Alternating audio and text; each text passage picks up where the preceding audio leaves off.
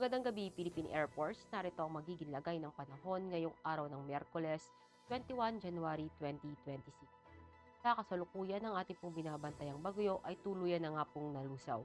At kaninang alas 4 ng hapon, ito pong si Formerly Ada ay huling namataan sa layong 1,285 kilometer east ng Central Luzon. At ang nasabing low pressure po ay wala na pong direktang epekto sa ating bansa.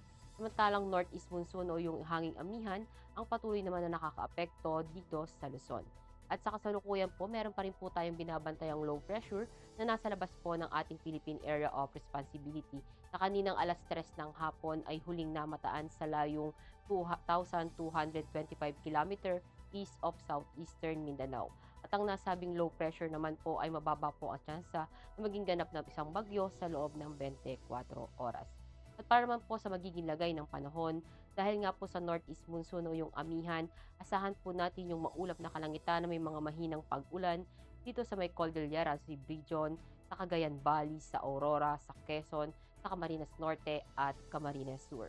At asahan din natin dito sa Metro Manila at ibang nalalabing bahagi ng Luzon, gayon na rin ang Western Visayas dahil sa northeast monsoon ang bahagyang maulap hanggang maulap na kalangitan na may mga pulupulong mahinang pag-ulan. At ang ibang nalalabing bahagi naman ng Visayas, gayon na rin ang buong Mindanao, asahan naman natin ang bahagyang maulap hanggang maulap na kalangitan na may mga pulupulong pag-ulan, pagkulog at pagkidlat.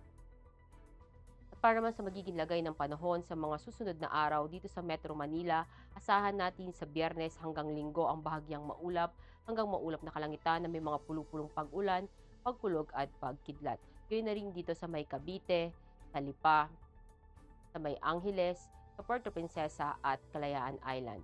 Sa Mactan, asahan natin sa Biyernes at Sabado ang bahagyang maulap hanggang maulap na kalangitan, may mga pulupulong pag-ulan, pagkulog at pagkidlat. At pagsapit ng Linggo, asahan natin yung maulap na kalangitan, may mga kalat-kalat na pag-ulan, pagkulog at pagkidlat. Sa Zamboanga, asahan natin sa Biyernes hanggang Linggo ang bahagyang maulap hanggang maulap na kalangitan na may mga pulupulong pag-ulan, pagkulog at pagkidlat.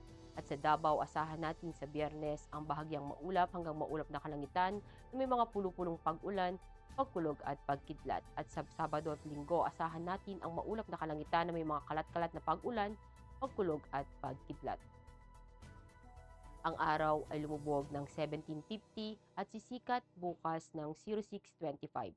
Para sa ating moon illumination, meron tayong 7% increasing. At para manatiling updated sa lagay at taya ng panahon, i-follow lamang ang Air Force Weather Center sa aming mga social media accounts. At yan lamang po ang latest update natin sa weather sa ngalan ng aming commanding officer na si Colonel Alvin John Cugador, PAP TSC. Ako si Staff Sergeant Ashley F. Di Maculangan, Philippine Air Force, Weather Broadcaster ng Air Force Weather Center. Muli, magandang gabi, Philippine Air Force.